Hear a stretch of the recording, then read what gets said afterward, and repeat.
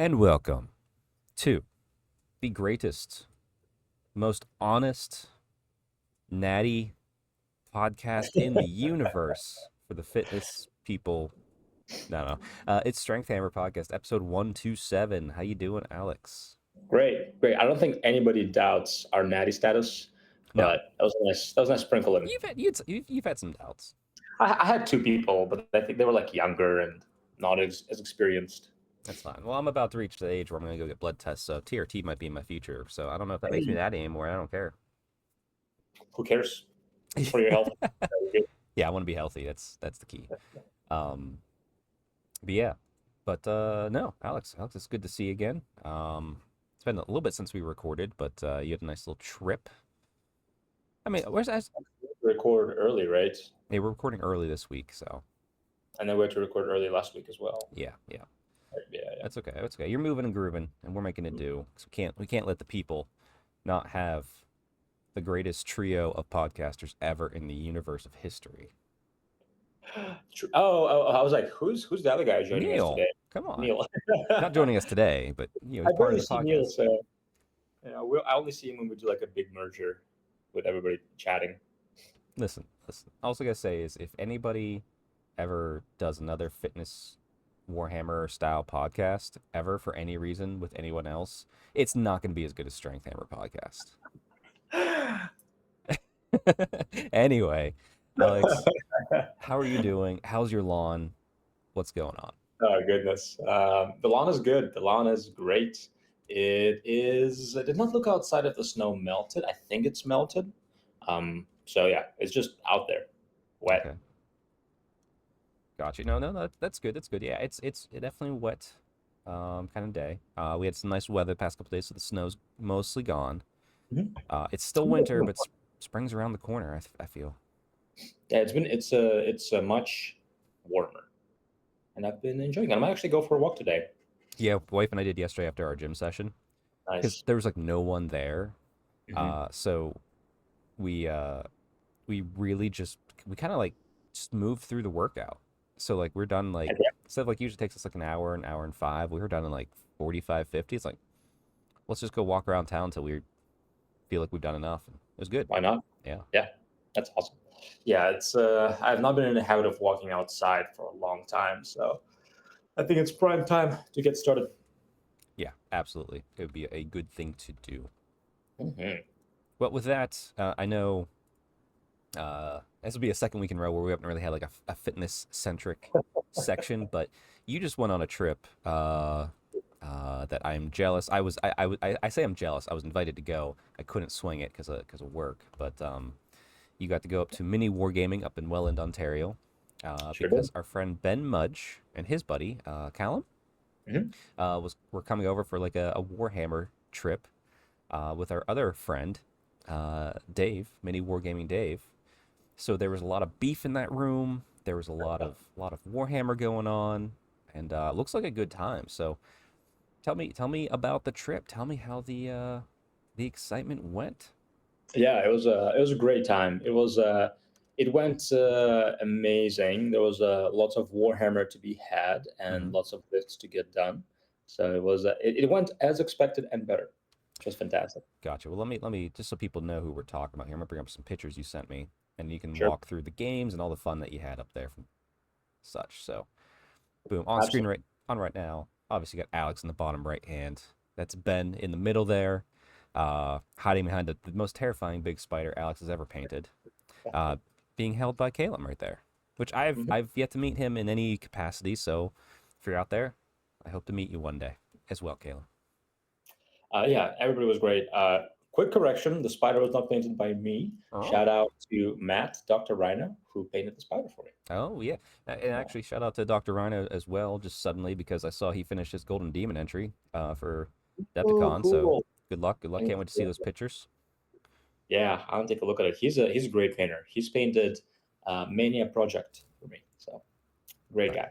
nice, But nice. yeah, so I went. I'll just tell you about the trip in a chronological order. Yeah, Let's. real quick. Yeah, we gotta show you the beef picture, the gym Oh pic. You guys yeah, hit the oh yeah, gym. You got all three. Dave there. I that assume was great. Caleb's somewhere in the back there. Yeah, I see him in the back. Everyone was hiding. He's hiding. Yeah, it looks like a good gym to work out in. I like warehouse gyms like that that are with some free weights. I like that. It's good style. Yeah, it was actually a Crunch Fitness. It was a Crunch Fitness. Okay. yeah, it was nice little chain, but it's very spacious. I'll tell you something about the gym when we get to the gym section. Gotcha. Uh, but yeah, so I left earlier than expected because I was Yes. planning to leave Thursday very early morning. But Ben just called me and said, "Hey, we have a room for you. If you want to come earlier, if you want to come tonight instead of tomorrow morning, you're welcome to." So instead of driving technically in the morning, I drove at night, which was also Yeah, fun. I have to laugh a little bit at that because I had club night and I was just like, it might be a little bit late night having fun with the Warhammer crew. And you said you might be there around 2 a.m. when I might be, and like 2 a.m. is the latest I'd be going to bed. And it actually worked out that way, but instead I was just like, hey, wake up, go to Canada. And you're like, I'm already here. And then we did a little video call so I could say hi. Yeah, it was hilarious that it worked out that you were still awake by the time I just arrived. Yeah, it was funny. It was good. Yeah. So yes, I arrived there. They were playing AOS full swing. It was Stormcast, Dragon Heavy Stormcast list Mm-hmm. versus Ben's Skaven list. So it was Callum versus Ben, and it was fun because they are Callum is very much he played Age of Sigmar before, but Okay. he really just plays for the most part once a year with Ben when Oh, they okay. do their week long Warhammer Nerdum Okay. hangout. So he has been rusty for about a year, and Plus I've a been new rusty edition. New edition too, last technically for him. year. Yeah. Right, right. And even though I haven't got many games in this edition, I've played AOS all throughout, right? Yeah. Yeah. We know the I was- core concepts. So Right. So I was able to show up and help them both out a little bit and also kind of help look for the rules as they were playing if they have any questions. what was the most epic moment of that match? Of that match, now I have to remind you, it was me on way too much caffeine and not enough sleep, but Yeah. Having just driven through two states and into Canada. right. Oh yeah. So I think the coolest thing was Ben playing Skaven, skitterlipping his Vermin Lord Warpseer and making a charge. I believe he made a charge in the dragon, in one of the big dragons, and killing Nice. him. That's awesome. Yep, it was two dragons. Oh, the Yes. unit dragon. Unit dragons. Okay. Yeah. So it was two of dragons charging him. He killed them in combat after they charged him. And Little zoom action there for you. I know, right? That's fine. You're still good. You look good. There we go. And then he skitter leaped into another combat and won the game. That's awesome. That's It was fantastic. really cool because when I arrived, Callum was winning by I think 20 points. And then Ben came from the back and won the game. That's sick. That's awesome. Yeah. All right. It was excellent. So, So that was a great game. After that, we went to bed. And nothing like uh, becoming close friends like sleeping in a bunk bed together. oh hell yeah. So I ended up staying with them in their bunk beds because my room was not yet ready, actually. They had a room for you. No, we don't.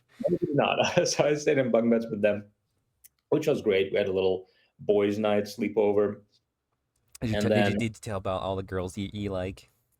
Did you yeah, talk about all your crushes? we actually ended up talking about Pokemon cards for some Oh reason. yeah, man, I'm double jealous. Wasn't there? Very, very cool experience. Nice. And then the next day I woke up. I actually had a friend who lived in the area, so and they already had plans to film another video. Oh yeah, yeah. So it worked out perfectly because I went to see my friend in the morning and they filmed the video. But then I came back for lunchtime and we set up for another game. Now, the way that this game worked was because Callum was relatively new, it was Callum and I on one team playing Stormcast. And I tried to design a better list than what he had earlier, a more balanced list, against Skaven doing Ben playing Skaven solo. Okay. It was a Okay. great game. It was a longer game because we tried to use more rules and we Oh, tried to fair. Okay. use Trying to every learn rule. everything. Gotcha. Yeah, because we didn't use all the rules right away, right? Yeah, you can't. And You can't in this edition. It's too convoluted. right. And that was a long game, but it was a really good game. Eventually, we got hungry, went to get food, and because it was getting late and wanted to get another game in, we decided to call it a draw. But it really could have been anybody's game. Okay. Stormcast could have won, Skaven could have won, depending on what would have happened. Nice. Okay. I like it. I like it. It was an awesome game because it was literally everything just met in the middle. Okay, yeah. There's, I mean, those. I remember early days that was like the least fun part of it because it just became too much of a mess. But now that it's not the norm, it became fun again. Yeah. Yeah, I agree. I agree. And then the last game of Thursday was Old World. Okay, I'm curious because yeah, because I was watching. I know you're like not focusing on social media, obviously. Neither were they too much, other than a few pictures here and there. But I didn't see any old world, and part of me was like, oh, did they not get to play? Oh, I'm Yes. heartbroken. Okay, you got to play. Great. In hindsight, should have played Old World first and then play AOS because when I was learning Old World, I was coming from the experience of playing 8th edition, Correct. Yes. right? So it was confusing, but it was relatively easy to pick up. They never played any kind of Oh, rank and yeah. file So game. ground zero. It was a lot to learn. Now Ben picked it up relatively quick because he's been playing board games and Warhammer for a while now. Yeah. But like when I told him like, hey, like what's your strength? And I told him my strength, he was picking up very quickly. Like I'm hitting on fours, I'm hitting on threes, I'm hitting on fives, right? He was picking it up very quickly. Colin was a little bit lost, not gonna lie. That's right. I He mean, was it can happen. Yeah. yeah, by the end of the game, he was getting some major ideas, but it was a bit of a confusing game. Um, I think Ben really enjoyed it, and I think Callum liked it. Put it that Yeah. way. I mean, it's one of those things where was it a full 2,000 point game? Yeah, it Yeah. was probably a little. I understand why you did it, Mhm. but yeah, it's probably been a little bit too much. Maybe 1,000 would have been better, but hey, whatever. Next time, slim down. Right. And what I did to make it slightly more reasonable is to give them both 1,000 points. 1,000 points. Oh, yeah, yeah, okay, Yeah, and then I played 2,000. gotcha. Okay, that made more sense. Okay, what was the split? Did you play high elves? Or did you play your I played goblins?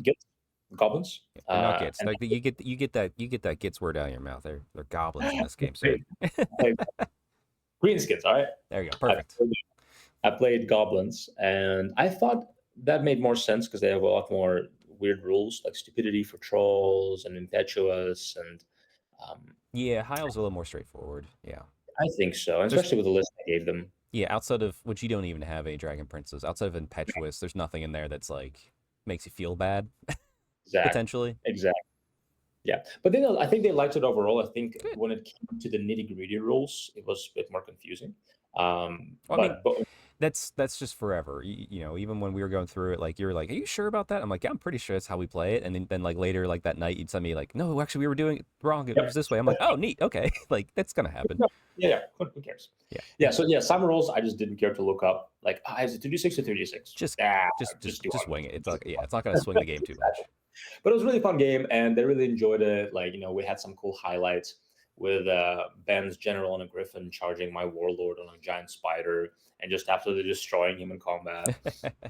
And Nice. then also their chariot charging into my gun line, the artillery. There's Oh no yeah, guns. yeah. The Artillery. Killing one thing, everything around it just fled. Because they were leading like four. So it was awesome. that's good. Charging my flanks, stopping my magic. Um, yeah, no, the MVP of that game, I think, was probably the chariot and the silver helms and the general on the griffin. Nice. Okay, that's awesome. I'm glad they got to play some old world. I know listening to Ben's content, especially his live streams, which by the way, more Warhammer does live streams throughout the day, and make sure this. Okay, anyway, um, yeah, so check that out. But I know he's never really got to play it, and it wasn't like a super interest for him, but like this was the best way for someone to play it. Like, hey, let me just teach you, see if you like it. Absolutely, yeah, and he enjoyed it. He really did enjoy it, and I could see maybe in the future him dipping his toes in the old world There because you he go. was talking about as we were playing the game, he was looking for dwarf models and dwarf boxes. Heck So yes. there Dwarves are may easy be to paint too. I love them. there may be a dwarf army in his future. So we'll see. Oh, It was funny because we went to MiniWargaming store and he was like, "Do they have any dwarves?" I And they know didn't. it's man. I love mini wargaming. It's a great place to go play and like get the room and everything. I wish their store was a little bigger. Yeah, Nice. it's not phenomenal. Yeah. But hey, I don't know what it's like getting stuff into Canada for Warhammer, so that might be a good selection. Mhm. But Absolutely. Anyway, tell me about the gym. Like you got, obviously got to Yes, hang out with yes. Dave a little bit. You guys did a few videos here and there. I'm sure there's more videos coming out across different platforms, but Absolutely, yes. So last day, Friday, the day started with the gym. So the first thing we did, we got McDonald's in the morning nice. to fuel our workout. Because And it's either that or Tim Hortons in that area for right, breakfast. I know it was it's it wasn't a lot. And afterwards, we went to the gym, and it was great because Dave was actually quite busy, but we were just all having a banter downstairs, and he's like, when else am I going to get this opportunity? So he joined us for a yeah, workout, it's good. and it was great. We did upper body. It was Ben, myself, Dave, and Callum, and it was great. It was awesome. We did a lot of back, a lot of chest, shoulders, arms. We all huddled in a circle and did hammer curls There you go. or Warhammer. Warhammer curls. And then we posed for a pump picture afterwards, and it was a good time. There you go. I like it.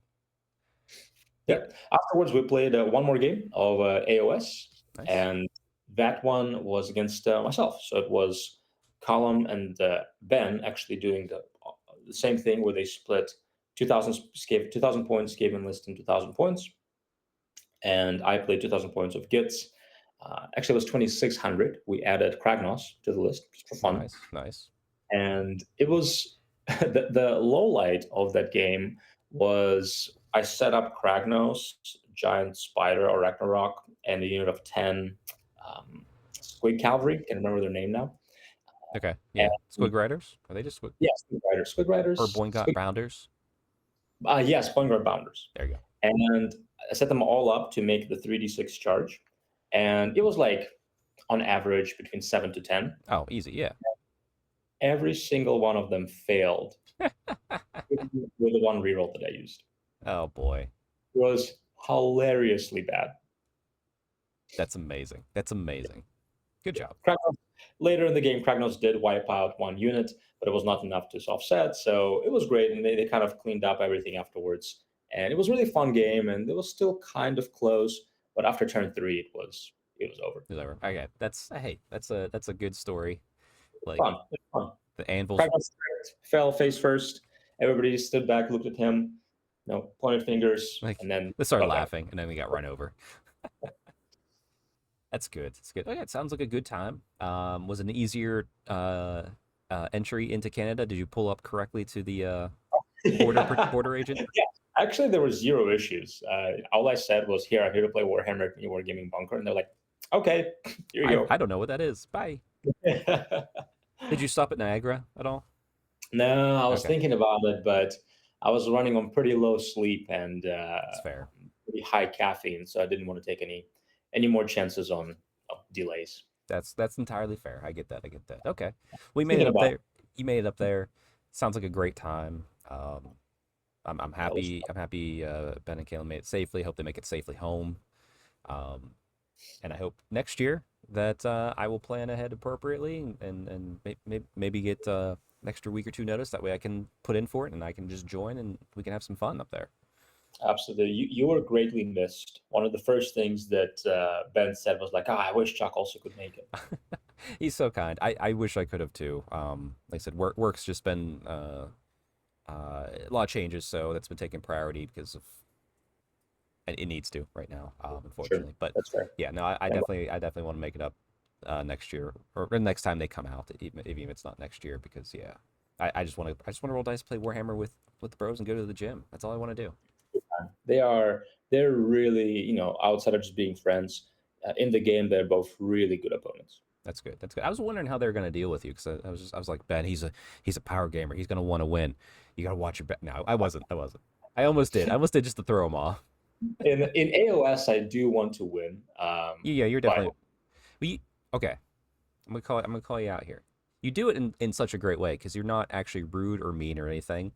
But as the game wears on and you see a path to victory in any game I've ever played you, something turns on in you.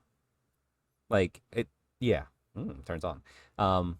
As opposed to like, there's people like me, like I'm just like, whatever. I got like three units left. Let's just push and have fun because if I unless I was starting out to win, and then it's like, yeah, I have that turned on the thing too. But Mhm, you mhm. have this thing that turns on when you see a path to victory, even if you weren't trying to win the game at the start, Sure, and sure, sure, sure. it's like, fine, whatever.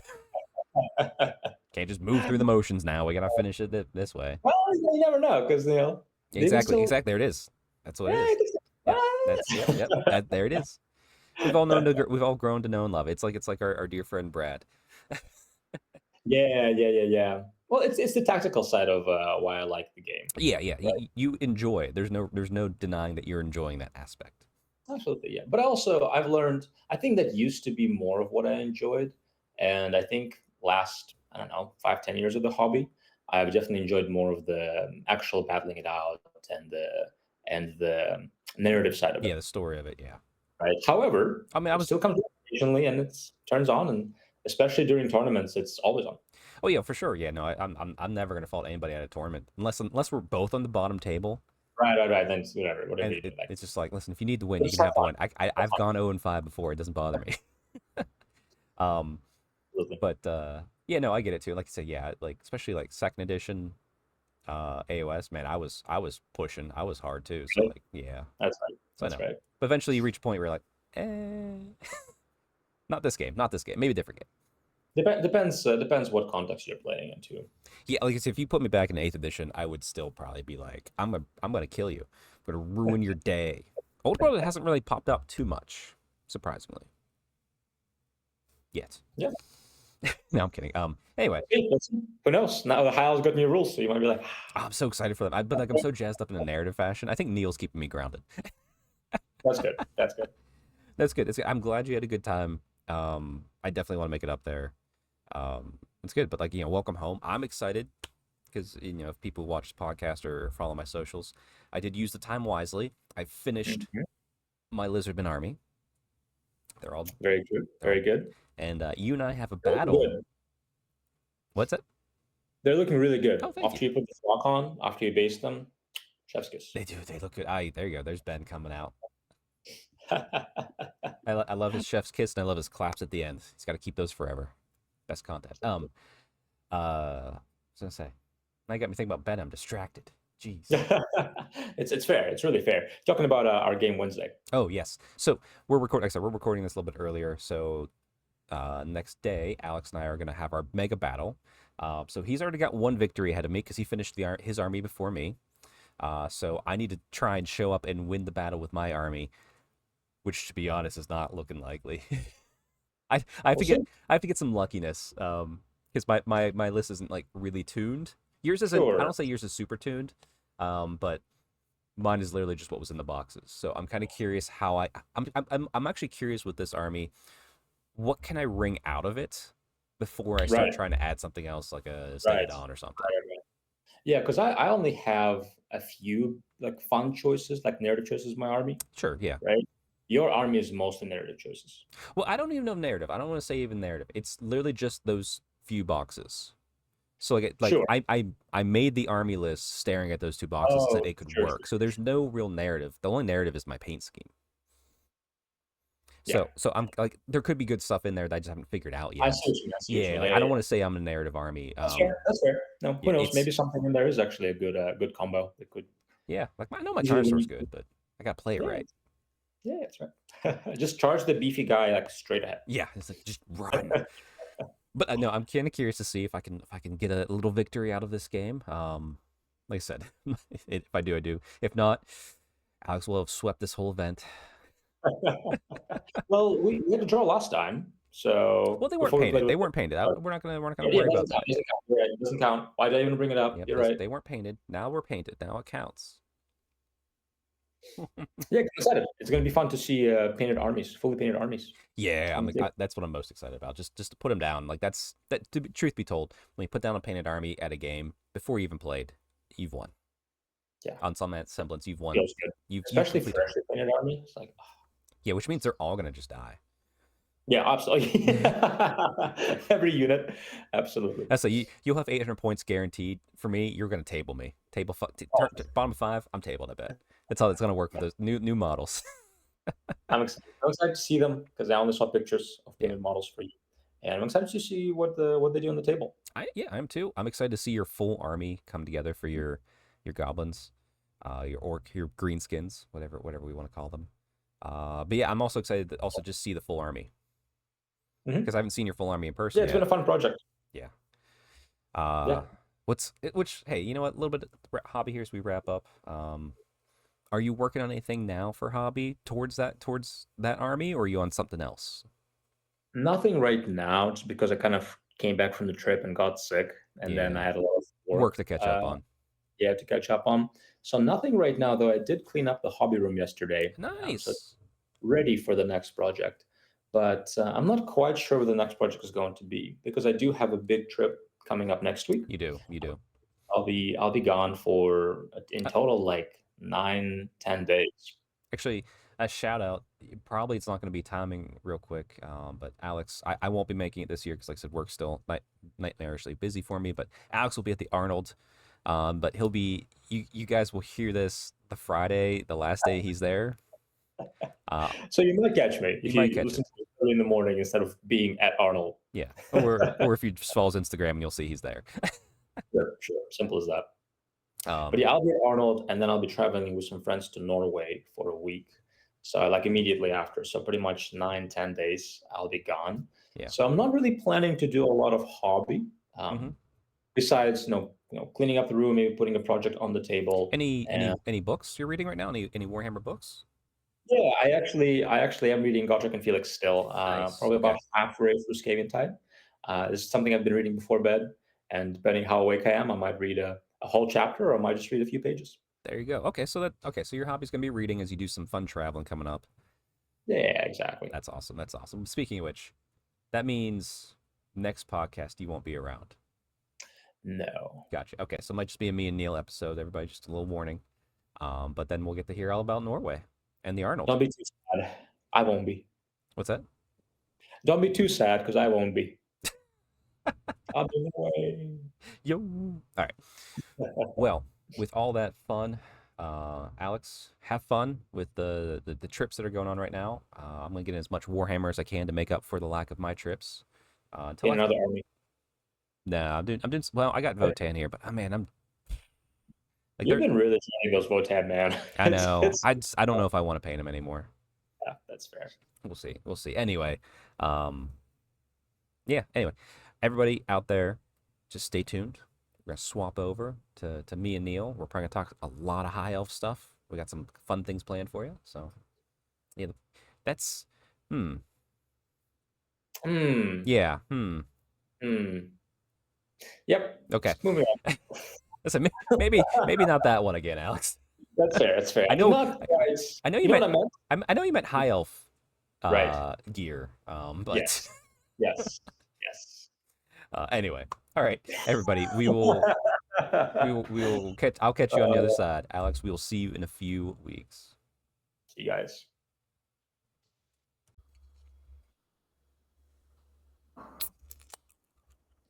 With that sound, it's time for the Warhammer podcast section, the Warhammer section of this podcast. I screwed it up. All right, restart. Hey, let me chug this beer, get a fresh one. Neil, cheers. How are you doing tonight? Cheers. Doing well. Good.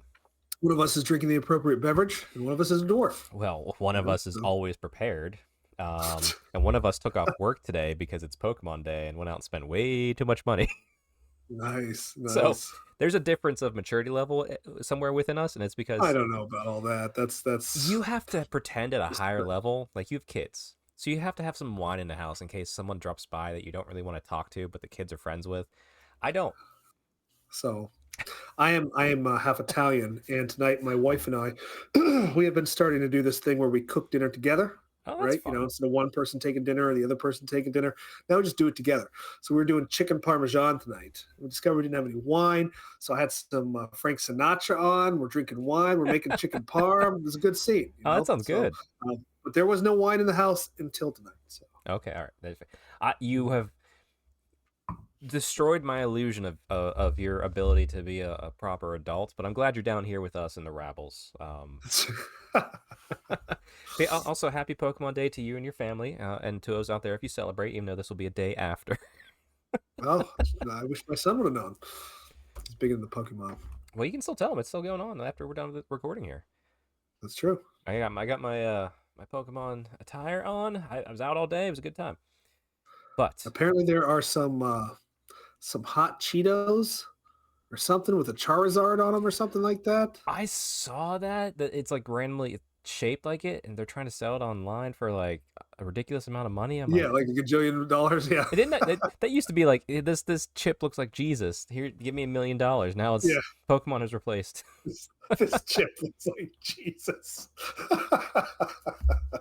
Oh, I love it. Oh man. All right. Well, anyway, let's get to the Don't real. cancel it. We'll get back to the scope of the show. Go to my Instagram to see all my Pokemon joy, because we'll keep it concise here to the main topic, such as Neil. How is your lawn doing today? It's green again. I know. It's green for the first time in like a month. I mean, we have had like a month worth of snowstorms, and so yeah, we're green. In fact, oddly, it thundered and lightninged while hailing tonight. Oh, one of those. You got those coming your way. Yeah, you got that Wrath of God moment coming. Yeah. It's because we don't have Jesus on the chips. We have Charizard on the Cheetos. That's right. God's like, no, we gotta fix that. Damn you, hot Cheetos! You've done it again. How dare you turn to your false idols? The fiery taste from the pits of hell. You've done it to us. Oh, that's awesome. That's fun. That's fun. I'm enjoying my lawn. It was kind of rainy today, so that prelude's coming. I know, like probably I think tomorrow we're getting hit with probably what you just had. So, yeah, no, lawn is doing well over here too, and I'm happy for it, honestly. So, I guess now it's weird. I'm so used to recording, by the way, just like a little behind the scenes for everybody. I'm so used to recording Alex in the morning of a Thursday and Neil in the evening. So like I have like a day where it's just boom, all Warhammer. Like I'm thinking Warhammer. I use that day to just watch Warhammer content while I'm at work, like and while I can, obviously like listen and such. Being off of work today, recording with Alex on Tuesday, not thinking about Warhammer until literally 10 minutes before this show, I'm a little thrown off. It's so weird. Yeah. So get into the groove. All right. So anyway, lawn talk done. Boom. Now we move on to hobby after I do this hobby timestamp. talk. Let's do it. Yeah, 33. Okay, so boom. Let's see how I had this queued up on the hobby. It's up, right? It's up. Yep. Okay, I'm going first. Sorry, Neil. Do it. Boom. So up on screen now is something I didn't paint actually. Neil, you obviously know Fours, the game that you introduced to the Barn Owls, as well as just probably the world through this podcast. You're aware of that game, correct? Yes, of course I am.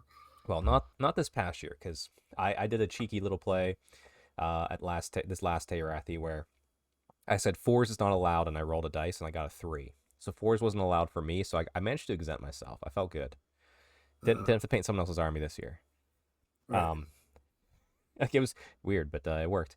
But the year prior, good friend Mark, technically the proprietor of the barn, we should say, he came up to me for revenge after having to paint my Tomb King's army. Because he looked at me and said, "You have to build and paint me a Tomb King's army," and boom, he rolled a 3, so he had to build and paint me a Tomb King's army. That was the year prior to that. So he's like, he was easing in, but he wanted his revenge.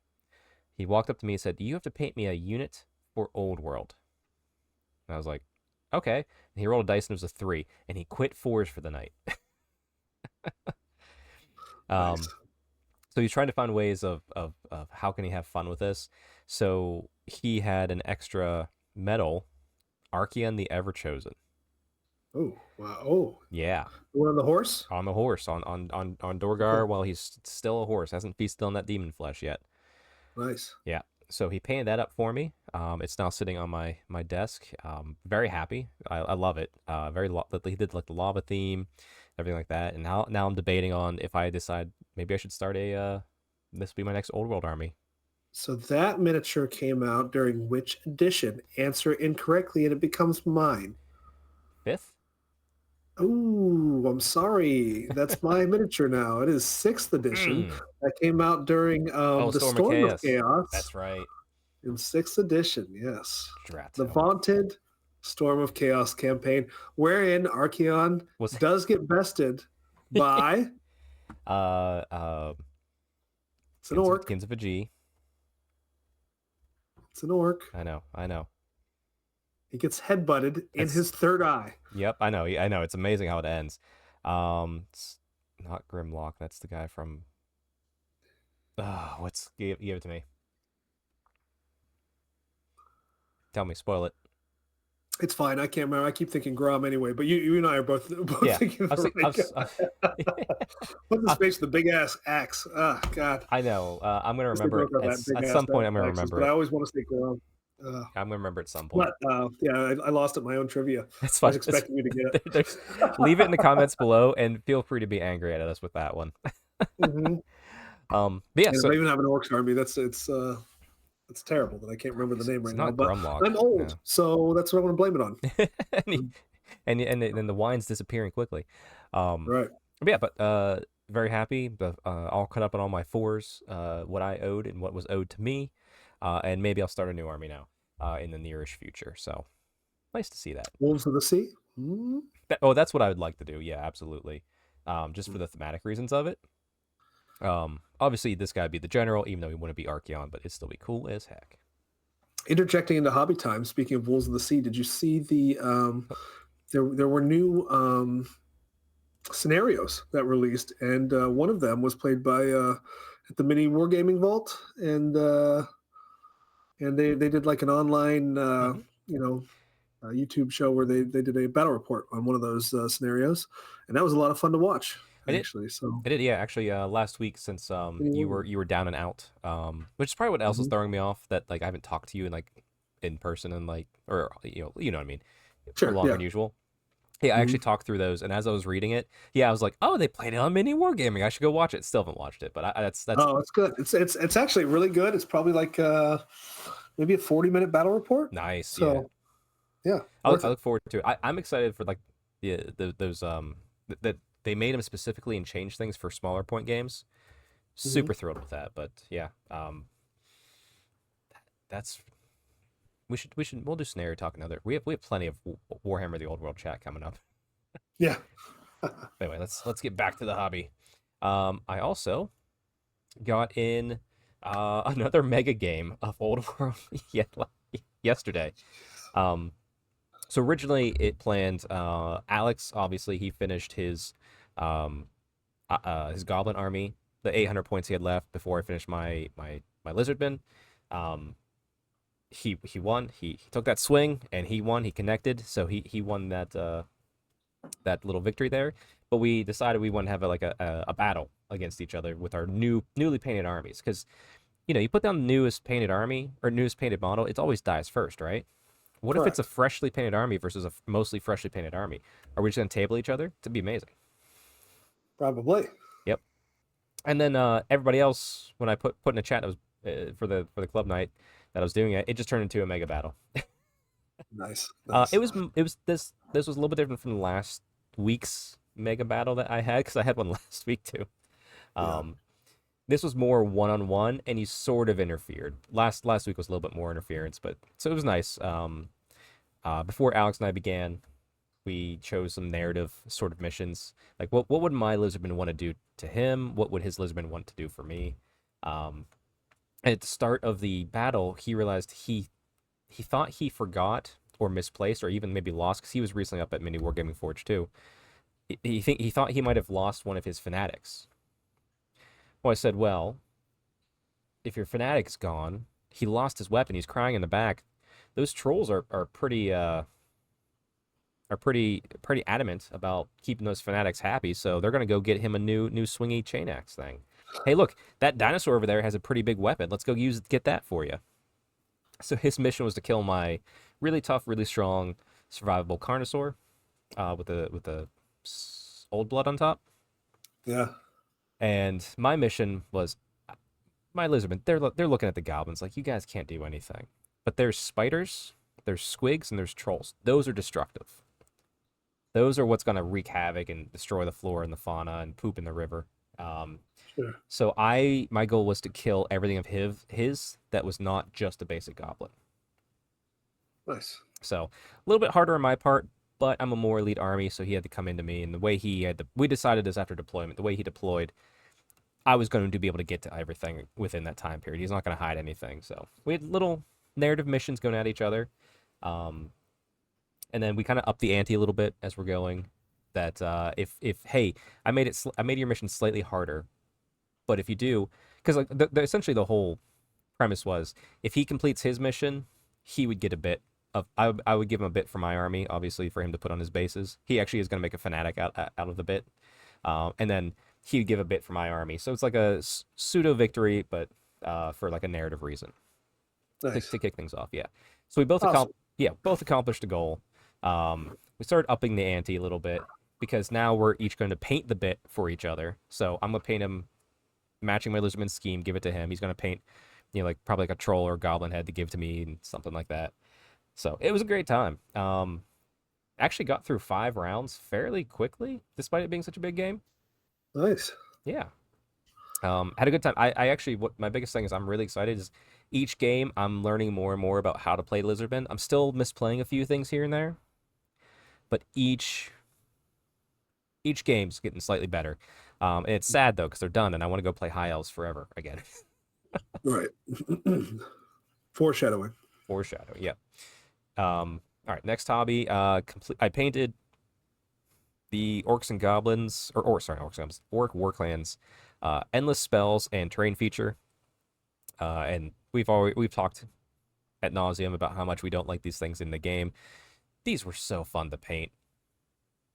These are some of the most exciting. These are the most fun models I've painted in a while. Yeah. They're just fun. I don't know why. It's orc stuff, I guess, but they're all, it's. I don't have to stress about the details too much, I guess, because they're endless spells. Yeah. They are cool models too. I saw them for the first time in the flesh at Brewhammer, and yeah, I wish, especially that orc tower thing. That thing's bigger than I thought. Yeah. I don't know what I was expecting, but I thought it was smaller. I don't know. It's like just the size to put one guy in that. Yeah, but like, I like that. It's just like, damn, this is really big to put one guy on this thing. But sure, yeah. Yep. Let's see. I also painted up. I primed it and dry brushed it. Didn't even care about mold lines. The arcane ruins for Old World. I've still never seen mold lines. I don't know what they are. I know you don't. So they're glaring on this, but it's for my home table and whatever. I just wanted it done, and it took me all of like an hour to build and 20 minutes to paint. So yeah. The key is to have such poor vision that you don't think mold lines exist, and then you just, your life is so much better, knowing that is not a thing that actually exists in the world. So fair. There you go. There's a little hot tip for you. Mm-hmm. And more recently, I actually finished this last night. I forgot to post a picture of it because it was like 1 a.m. because it was after club night. Because I was waiting to just finish the basing. It was fully painted before I left. But Burlock Damison for my dwarf army. He's one of the ones I was working on right now. Dwarves are super easy to paint for me. I don't know why. So painted him up very quickly. Got him based. He's looking good. I'm a big fan of the Engineers Guild stuff. So can't wait to get that army on the table with him. Nice. Yeah. All right. Oh, I have to say too, because I'm building him and Cetra's Herald or whatever. That's what I'm working on right now. It's right behind me. I don't mind washing resin. That's fine. I'll do it easy. Let them dry overnight. And I did it for these two. No problems with the paint sticking. Super gluing them was a nightmare. I was praying that Neil showed up at my house with Zip Kicker. Yeah. I don't know why resin just sucks with paint. But yeah, what's funny is I buy whatever off-brand super glue I can find, whatever, wherever, right?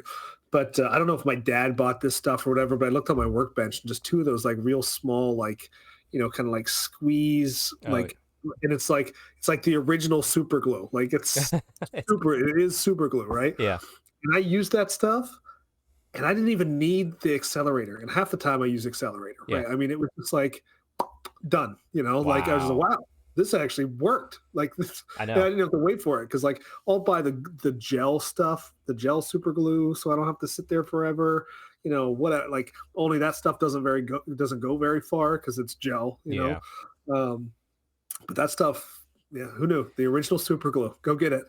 Yeah, it's still there, original for a reason. Mm-hmm. Well, I'll have some more resin to build once I get my Tracian Lorden and my Ish Vess. But that's it for my hobby now. So we're gonna go over to probably some more exciting hobby because it's all about high elves. Oh, There is a nice big block of Lothran Seaguard I see here. Looks freshly printed and UV cured. it is. Nice. That is They're awesome. looking pretty nice. Yeah, I actually have to get some decent primer, so that's why they're not primed yet. So that's coming. But yeah, pretty happy with them. 21. Pretty happy with the way it Nice. turned out. It was that's a Last Sword Miniatures print, and so all the arms are separate. So the spears are separate, the left arm's separate, the shield's separate, the heads are separate, and the bodies are all together, right? So okay. but that's a lot of super gluing. Yeah. A lot of super gluing. And yeah, I have to hit an accelerator on it every once in a while. You just have to do it. That's funny because these are actually harder to build than actual Lothran Seaguard. They really are. I mean, they're just one piece. Yeah. I mean, I would have loved some plastic glue, but it is what it is when you're 3D printing. So, but yeah, they turned out pretty nice. Yeah. I like the way they look. Like the poses and everything. There's probably about 4 different heads that I used, 4 different spears, even though they look very similar. 4 different arms, so they're all very slightly different. I like the command. The command comes out okay. Swords are a little dinky compared to like a GW sword. GW swords always like, are so big that you couldn't actually ever pick them up. Right. Yeah. Mm-hmm. But that's okay. Nobody cares about that, right? Nope. I still like a giant sword in somebody's hand. And that's supposed to be wielded with a single hand. But so these are a little small. That's my only gripe with these things for the command group there. But outside of that, I mean, I know why they do it. Last Sword tries to keep a little bit of realism in their fantasy, and I'm down with that too. Yeah. But I do like the the over the top shit. I do too. Let's see. There's a big boy on screen right now. Who's this new friend? That is my Merwyrm. So that is a Lost Kingdom sculpt. That sculpt is actually printed at 135%. So that is actually supposed to be much smaller. Yeah. I think that's the take on like a GW salamander or something like that. Gotcha. Technically, okay. Yeah. like because it's like spitting fire and stuff. So there is like some fire I could have put coming out of its mouth, but I'm generally not a huge fan of that, except for some certain scenarios. So that was left out. But yeah, like the way it turned out. Looks good. I like actually seeing it printed, because I know you showed me the STL, but I like that you can almost paint this like a beta fish. Look at the bright colors. I don't know if you've ever seen my my Idneth Deepkin, but I did my like the eels in like almost like a turquoise green. Okay. Right, and then the fins are pink. Nice. And that's the way I think I'm probably going to do this guy here too. Hey. And the other thing I like to do on like those type of scales too, if it's supposed to be like an underwater sea creature, is I hit it with Ard Coat over top of it to get it a nice gloss on there, and just make it look slimy, make it look wet. Well, I mean, from my experience, if you just use GW shades, washes, non oil, they're just looking wet anyway. At this point, yeah. That's absolutely true. I don't think you need Ard Coat. Freaking crazy. Yeah, I know. So, I hate having to go back and Lamia medium down stuff. It's like, please stop. Yeah. So that or you got to hit it with the one of the sprays. The matte sprays or whatever. I'm so nervous about the sprays of just having to redo all my work because it clouds up. I've never had problems with sprays ever, but I haven't used those yet, and I'm just I'm gun shy. Well, do it on one model first, and see what happens. But yeah. See, and there's a nice little group shot there next to your already painted sky cutters from the Tale of Four Warlords. And then she was been in these other pictures, but your Isha vest looks so good. Yeah, that actually was made, and I can't speak highly enough of the fun that you can have on Hero Forge. Yeah. So I like messing around there with that. She's actually printed about 10%. All of my models, I tend to do a little bit bigger. I wanted to get to like heroic scale. I like that AOS heroic scale as opposed to like the true like 28 millimeter. So is what it is. When my army plays somebody else, it'll look a little bit bigger than what it probably should, but I don't care. I like it, so that's what's going to be. So, but yeah, she turned out really well. I got the eye patch on the right side. Like designed the whole thing, top to bottom. I don't dislike the HFS model. It is a, and I'm not saying this negatively, but it is a very AOS looking model. And when you put it next to those static spearmen, not that the ones I just printed aren't static looking, Right. It was just a little too much for me. So that as well as money reasons is Fair, what led yeah. me down that. This one printed for, I don't know, whatever, pennies on the dollar. So Yeah. I like it. It's a very good rendition of her through a very easy tool to use. I've used it for D&D. mhm, Yeah, so that's just great. I love it. And yeah, it looks good. yeah. Cool. Love it. Can't wait to see her painted up. Are you gonna paint her up first? I know what I'm gonna do. I'm still like thinking about like what am I printing next, all that kind of stuff. So but yeah, I'm kind of itching to start getting some paint on some things. I've got a unit of black orcs that have been started but never finished, and they keep staring at me with like a single tear coming down. Like, what's the matter with you? Why have you done this to us? So that may be next. I don't know. That's fair. It's fair. I know it's that I forgot that the high elves were a 2-week pre-order. Yeah, oh yeah. Essentially, yeah. I don't know why my brain I was like I even like emailed GW. I'm like, hey, usually the ship's by now. I just want to make sure if everything's okay with the order. I'm like, oh no, it was a 2-week pre-order. I'm like, oh, I'm dumbass. Yeah. um, so right now, like my hobby pile's running a little low. I'll finish up that what's his name, the Herald of Cetra, next day or so probably. After that, I have a Terathi conversion plan for her on Illyrian Reaver. Ooh, nice. Yeah, I'm gonna look at the model, because I bought a random Reaver off of eBay, for like $5-6. So I'm gonna see what it looks like to see if that one will be good enough to kit bash. Otherwise, I'll wait for the new kit to come in and see if that's easier to kit bash. But unsure. I'm still so torn. I feel so bad about this. My poor Votan that I picked up in November because I had such a good time with the grand narrative being a Votan, and the Votan players were amazing. It just keeps getting pushed down and down and down. And it's just like, the high elves are gonna fill up my plate soon, so I don't know. Yeah. Yeah, I was talking with Matt. We were talking about like potentially selling some of the armies that we have that we're not using very often and whatnot. And I'm like, maybe I'd sell my Tau. And I'm like, no, they're too cool looking. I'll never sell my Tau. It's never gonna happen. So no, and plus also it's your only 40k army. You might as well keep it just in case 40k army is cool again. Yeah. There's no reason to get rid of it. So. Yeah. Oh, I did see. Sorry, we're talking memes now. Real quick before we jump to a little bit of news. It was a great Instagram reel.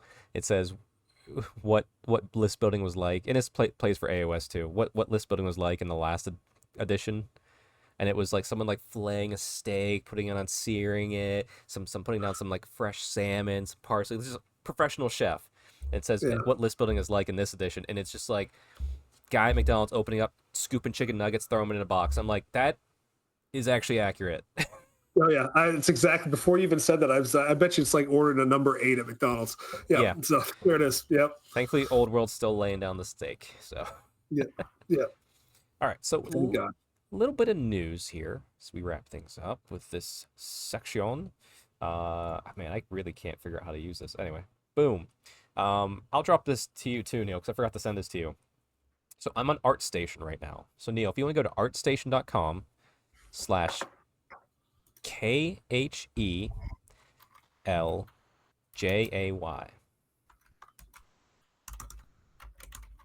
What was that one more time? Artstation.com/KHELJAY. Okay. You see like a Sanguinius at the top there? I sure do, yeah. With the other Primarchs. So start scrolling down. This art might look a little familiar. Yeah. I found this on Reddit. You see like, oh, boom, there you go. Here is the person that's been the artist for the Arcane Journals. Nice. There's the High Elf Arcane Journal. I think he has some of the other ones maybe down below. Lots of 40k stuff he's done. Which we got a name on him yet, so we can give this guy some props? Yeah, so the name at the top he has is LJ Co. So I think it's right there at the very top. So L space J space KOH. And I'm gonna drop this into the comments below so people can go to ArtStation and follow them because the only downside, if you click on it, it still has the Warhammer logoing, which this is the best one we got. But man, I really want to for my phone. I really want this artwork without it. Yeah. And also too, like see if he sells prints, because like I'd buy a print of that for sure. Yeah. But well, I've been looking for this like straight on as well for a while, so there we go, got it. Yep, perfect. Like I said, that'll be in the comments below for everybody. But with that, I can use our little thing here. 28. There's the timestamps done. We're entering main topic territory now. So Neil, you and I have been busy in multiple ways. We'll tease our future project that we're working on right now at the end. Sure. But very quickly, Old World Builder came up and said, "Hey, you can start using all the new High Elf Arcane Journal stuff to list build." Great. Now there's no rules in there because technically the Arcane Journal isn't out. It's leaked, yeah, sure. Like everyone's seen it. We all know about it. If you care about the army, you've found it and you've seen it. Yeah. But they're being smart. They're not putting the rules in for that new stuff because technically not out yet. Blah blah blah. Get sued. All that good stuff. But you can list build with it, which is what Neil and I have done because we've been excited. Oh, that's the wrong one. Boom, there we go. So we have a couple lists here. We prepared one each. Neil took on the Sea Guard garrison, as you would imagine with the army he's been printing, while I took on the Thracian Warhost because I actually played a game with it. So nice. We're going to run through the list real quick, check run through some thoughts. Maybe we'll pick at each other's ideas a little bit. I will say this. My list had a slight revision from the first time I ran it because I got to see the hindsight. So this will be the next one I take when I take it out as far as the Thracian host. Nice. But let's start with the Sea Guard because I'm curious what Neil got up to here. So when I'm building this list, I am building this list just to play with the new stuff. And by the way, we're 2,000 points, everybody. 2,000 points. Yeah, 2,000 points. And I just want to play around with the new things, the new toys that they've given us, whether it's strong, whether it's not strong, whether it's points efficient, whether it's not points efficient. You know, I've heard people say, why are you running a Merwyrm when you could run a Phoenix, the Frost Phoenix or whatever. I don't care that one's more point efficient. I have a new toy and I want to play with it. Right. So that's why this list is what it is. It is not meant to be. If you're trying to listen to this list for some kind of illuminations, you have come to the wrong place. This is a list for new cool stuff. There you go. I like it. So, that's the setup. I love it. Yeah. Mine might be a little bit different, actually. So the first thing I put in there straight off the bat is the Shia Vess. Absolutely. Right? So, not just for cool new reasons, right? But also because her rules are pretty sweet, right? We're given extra rend. We've got extra length on her leadership, and all that kind of stuff. And so, and she's not a bad character coming in at 170 points. I think we can all kind of admit maybe she's a little overcosted unless you're really feeding into that Lothran Sea Guard. You almost have to run like a Death Star type thing. Almost, yeah. Right? Which is kind of what I've done in this list. I mean, I don't know if you could consider 25 Lothran Sea Guard as a Death Star, but we'll get there. Yeah, we'll see what we can do. All right, so Shia Vess is in there. Also did a Stormweaver that's going to be a level 3 wizard. I've got the Ruby Ring of Ruin and the Biting Blade and a Lore Familiar. And also we're running Illusion on her. Now, I've not run Illusion much in the past, but I kind of there's certain things that I want to get when I'm running this. One of the spells, Mind Razor, always nice, but you mean spectral doppelganger.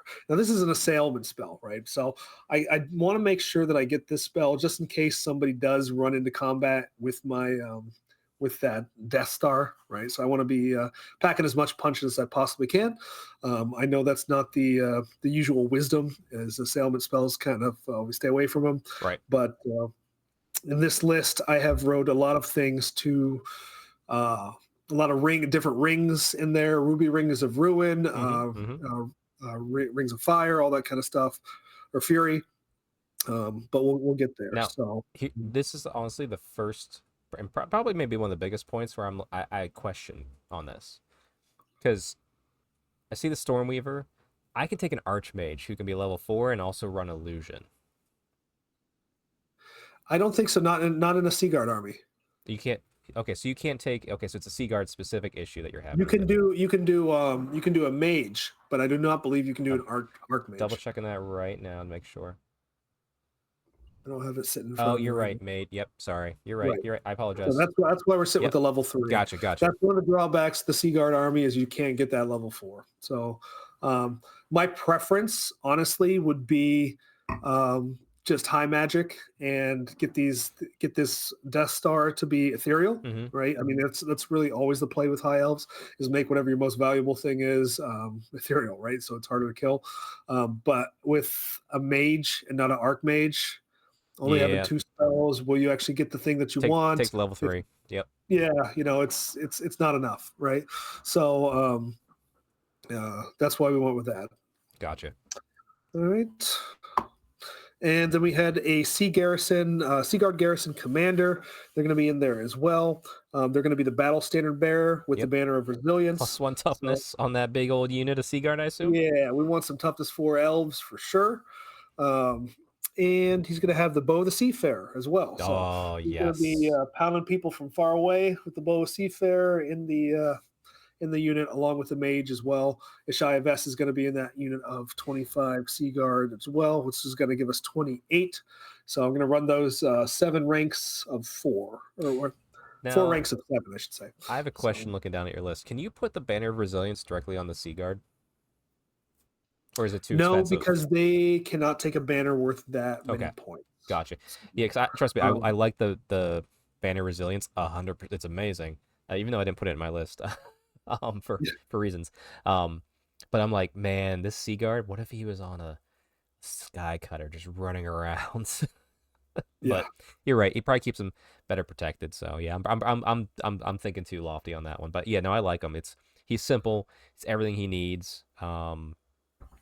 If you had a few extra points, maybe give him like a Burning Blade so he's a magic attack or something fun. Did I give him anything else? Yeah, I suppose. So Dragon Helm. Give him a Dragon Helm for a little bit of extra protection. But I don't know. Honestly, if I was looking for points, that's probably not needed too much. But yeah, so if we're coming down to core, we got the Lothar Seaguard, thrusting spears, war bows, light armor, as they always have. Yep. And then we've got Seamaster. He's got the Ring of Fury. I love this so much. I wish I thought of that like you did. Yeah, it's just so fun. Like, so inside of this we have two units with a ring of. We've got one with a ruby ring of ruin, one with a ring of fury. Right, so we're ready to smash, and so with some assailants. If we can get them off. You never know; they're not guaranteed, but if they go, awesome, right? And if they get run into. Unless these characters get challenged out or something like that, they are going to get a chance to, do some mayhem. Yep. So even if they're not going first, they will have a chance to smack back and maybe get some extra combat res. I want to see you get challenged out by Wolves of the Sea, and you take your Seamaster champion and be like, cool, roll 2 dice. What are you rolling 2 dice for? Is that your tax? No, I got an 8. Boom, boom, boom, boom, boom. Get wrecked. That is exactly why it's put in there. Yep. That was my exact thought process, actually. So, I love it. Even though I don't know that I'll ever get a chance to do that thing, but that is why it's in there. We'll make it happen, because there's a Wolves of the Sea player out this way. So whenever we figure out when you guys come out, we'll get that happening. Absolutely. So then I've got 5 ships company, and I've got 2 units of those. By the way, those are really meant to just be speed bumps. I just want to remind everybody as we're going through it real quick before we even get there. You're going to have 25 Lothar Seaguard, 3 heroes inside of it. They're going to be putting out extra rend on all their shots. And now they have armor bane because of Razor Standard, and they're toughness 4. Yeah, I forgot to mention Razor Standard. Yes, so they're armor bane too with that Razor Standard. Yeah, and they have naval discipline, so you can put them out in a big line, stand and shoot leadership, which won't be too hard with those characters, and reform to get ranks. So then when you get charged, you get extra fighting ranks with those spears. Correct. This is a good Death Star. This is a good. I like it. It's still strength 3 shooting, right? But it's got a lot of AP on it. Right, but you get you string them out, not line hammer, but like you like go 2-3 deep with that rank, or actually go 2 deep with that rank, because like I said, you're on a naval discipline. You'll get back in where you need to be anyway. You're gonna get lots of shots off. Weighted dice. It's like Sisters of Avalorn. And the point is here too, like even if you're shooting at high toughness and you need a 6, right? If you hit the 6, you're getting the armor bane. Well, right. That's Sisters of Avalorn. We both play them. I'm shooting dragons with it, and I'm fishing for 6s because great, I'll kill you then. If I don't, I won't hit you anyway. So who cares? Right. Yeah. So you just turn that strength 3 shooting into something that might do a thing or two. So that's the hope. I mean, there's so many goddamn points in that unit that it better do something, right? It better not fail and run off the board. Right. All right. Anyway, Ship's Company. Yeah, Ship's Company. So we're running them as, they're skirmishers. They could be detachments, but I'm not playing them that way. So the way I'd be playing these things is as speed bumps. They're going forward. Let's say the enemy has a dragon. All right, I'm feeding the dragon Ship's Company while I'm doing whatever else I need to do with that Death Star. Just kind of slow that dragon down, whittle down the rest of the army while I'm just trying to delay that thing. Yep. So that's what those guys are going to be there. Same thing with the Shadow Warriors. They're there to go forward, maybe distract you a little bit from the Death Star. Like, oh no, something's on my flank, right? Obviously they're not the punch in the army, but they do have ambushers, and I did give them chariot runners as well. And so they're meant to kind of come in on the side, start looking for anything that could do like mass damage to a unit of 25 Sea Guard, right? So stone throwers, multiple cannons, hopefully we're staying outside of Hellblaster range, right? Because we're not stupid. So things like that. Yeah. So that's fair too. Like, and with that big block, you're probably standing back and willing to shoot as much as possible anyway, so you're not going forward. So you probably have that 2-3 turns to get back there and start killing those war machines with the ambush rules. You got it. And that's what that lovely Bow of the Seafarer, that's that guy can go pick things out. So if you're just gonna be just outside of range, we're gonna fire that thing and try and take out some war machines or do whatever we can with that. If we're moving down into special, you got a couple sky cutters there. Yep. One of those has ambusher as well. And you'll see the only bug right now with the new rule set is it's saying you can't have a sky cutter because you need a Sea Guard general. It's like it's each of S. Like she has it. Sorry. Yeah. If she doesn't, they'll make sure she does. Like it's stupid. Like why would you? Exactly. Yeah. Exactly. I mean, if you're gonna argue with me on that one, then I think this is just like probably an if issue with the list builder, which I'm not going to complain about because we all know it's all good. Right. So, but that's the deal. There is so the reason why the Shadow Warriors have that chariot runner as well. If they both come in at the same time, you put the Shadow Warriors in front of the chariot, you block up the chariot then charges through when it can, and hopefully gets ahead and does something special. Mm-hmm. So I've not used ambushers before. This whole theory could be just absolute balls. I have used ambushers. Yeah, when it sucks, it sucks. Yeah, so it's fine. I want to give it a shot, and we'll see how it goes. That's fair. Yeah, I say if it works. It's here's the thing: your first game, if you hit it right away and they do something big, you're doing it forever. It's like when it's like me Kraith. My first combat first Daughters of Cain combat with the Kraith sub faction. I rolled a 6. And I got to fight again. That's why I love that faction. But it's the same thing. It's a very Timmy mindset kind of thing, right? So so it's like, this might not work, but if 9 it out of 10 does, times, but that one time it does. Get wrecked. Yeah, you're gonna hear about it, right? Mm-hmm. So after that, we got 2 Eagle Claw bolt throwers. Those are in there just to, again, try to make you come towards me, right? So we're gonna start, and then something to kind of take on high toughness targets. I get that for the points, they may not be the best selection in the world, but I don't know. I still think they're pretty good. Mm-hmm. So away they go. We did have the points to throw in a Great Eagle here. That's just another thing, just to slow down whoever's big thing. You know what? The more I thought about it, Great Eagle, like 60 points, just staying back. Maybe if you had more bolt throwers potentially, but just staying back to just screen for bolt throwers, like just guard against ambushers and stuff. Yeah, A pretty worthy investment. I think a lot of people don't. We're still so used to screening with Great Eagles. And I yeah. think, yeah, like 60 points, especially if you have 3 to 4 bolt throwers in a list Mhm. potentially.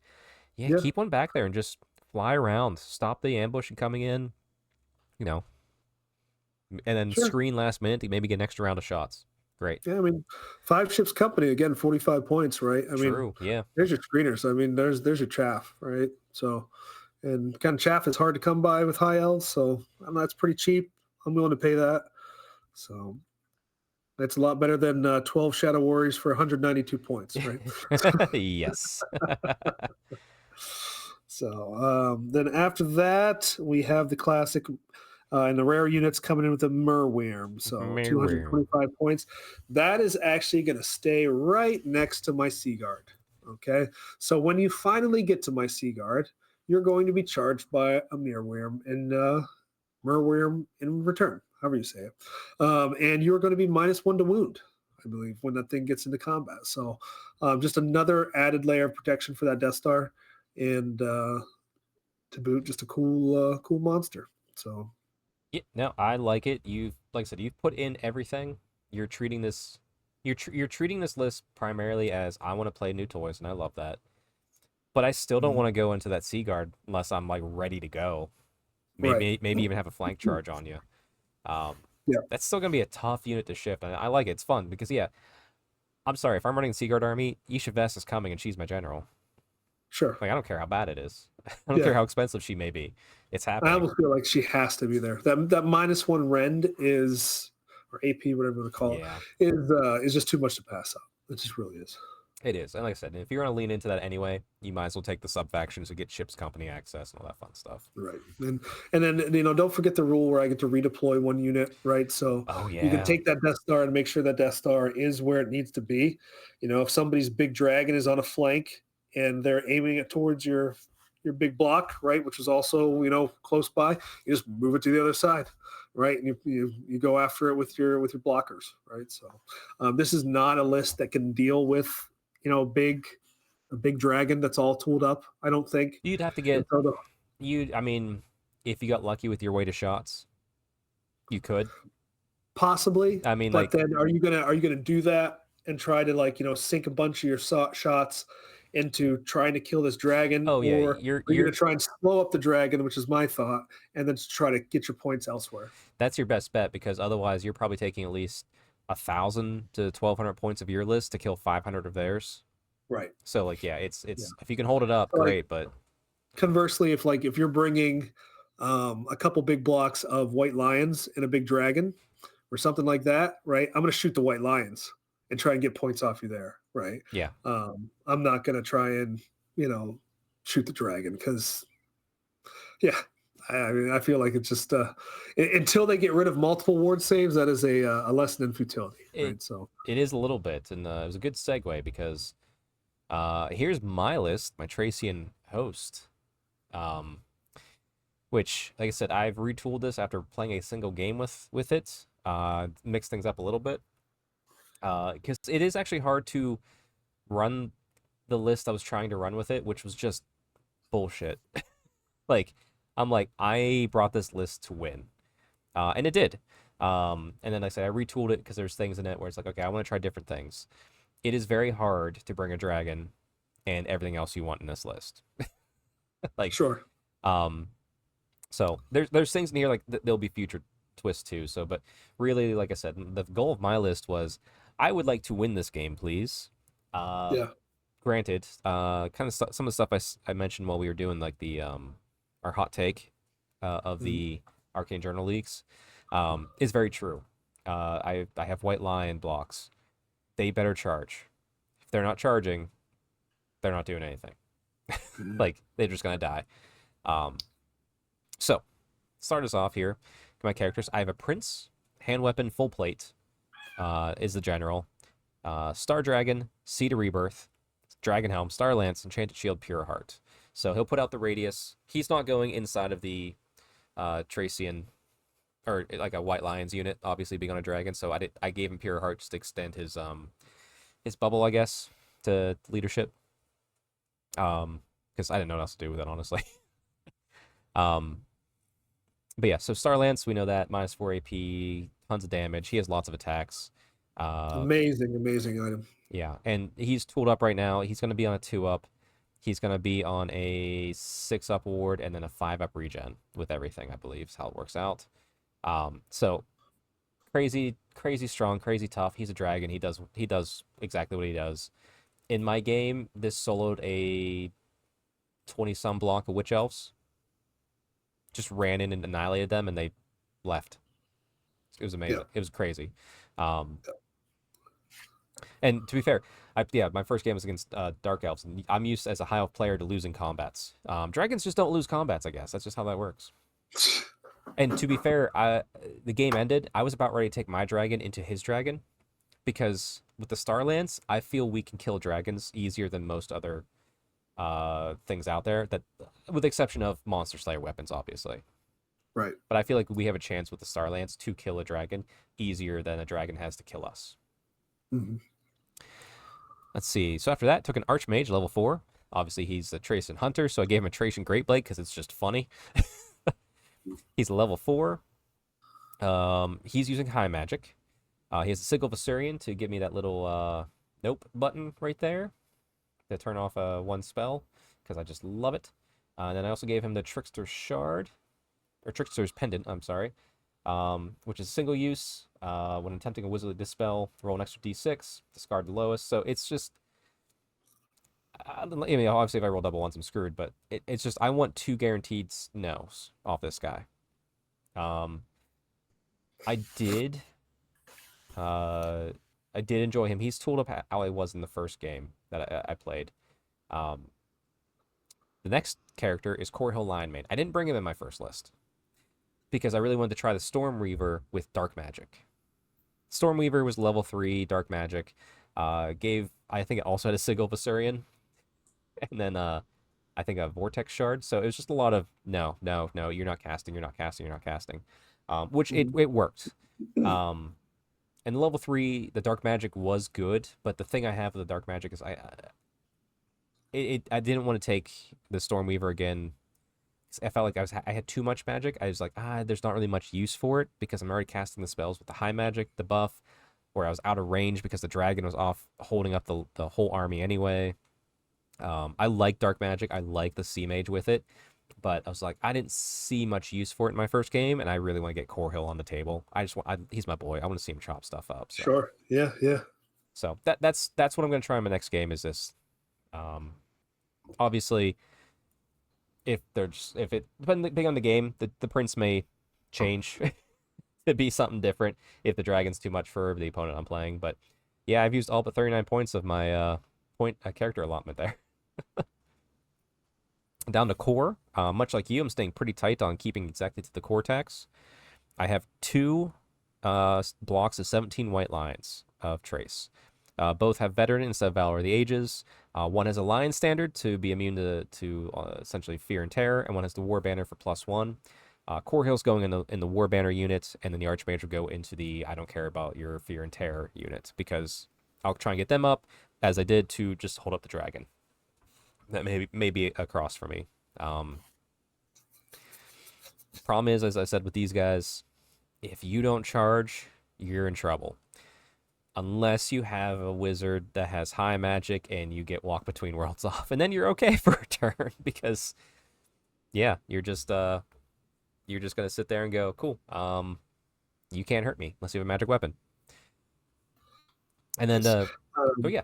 Sorry. Do you feel like you need the Lion Standard? We got leadership so high already. Do you feel like the Lion Standard has to be in there? No, that's honestly a fluff choice.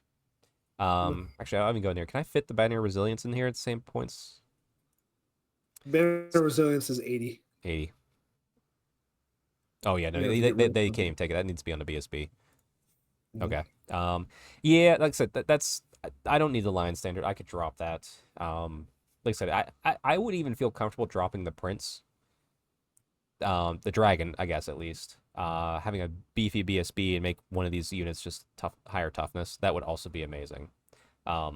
It's just it gets hard whenever you put a dragon in because it eats up so many points the way you want to kit it out. Yeah. So, like I said, dragon's a bit of a crutch, but it does exactly what you need it to do. Right. And it's a dragon, and we like to play with dragons because I always have dragons, right? Exactly. Like I said, it's if I was going for a thematic, there'd not be a dragon in this list. You crazy? Corey will be on a chariot. We have a chieftain with a BSB. It would be amazing. It'd be fun and different. Like I said, I took an opposite. I knew you were going to take the approach of exactly what it should be, and I decided to take the approach of just what's the nastiest thing I could bring. Sure. And by the way, everybody, as we're saying these lists, like this is all stuff we can bring. Like I can bring this list. Neil can obviously bring his list because he can print it in a day. Neil can bring any list. He can print any list in like 3 hours. He's amazing. Well, the resin does eventually run out, but yes. Let's see. At the end, I have rounding up my core 5 Tracian Woodsmans. No command or anything. Great Blades, war bows. Gave him scouts. I gave him ambushers in the first game. That was a mistake. As soon as that's a mistake unless you know you're playing somebody that's going to have something in the back line. Because they came on turn 4 and were just useless. So I was like, let me give them scouts, put them where I want on the board to act as that screen as I want to, or act as that hunting unit to like get that nice little flank. Ambushers just don't work for them. I like the scouts a lot better. I'm surprised you went with such a small unit of the Woodsman, because I mean they those boys can slap a little bit. They can. With the they are skirmish, aren't they? They can. I actually have it's not here. Yeah, they're skirmish. I have tooled with the thought of beefing up, kind of like you, and having like a much bigger unit of white lines, dropping one white lines chariot entirely, and have a bigger unit of Tracian Woodsmans, and then maybe a smaller chaff unit that's like the one that's here. I've tooled with that too.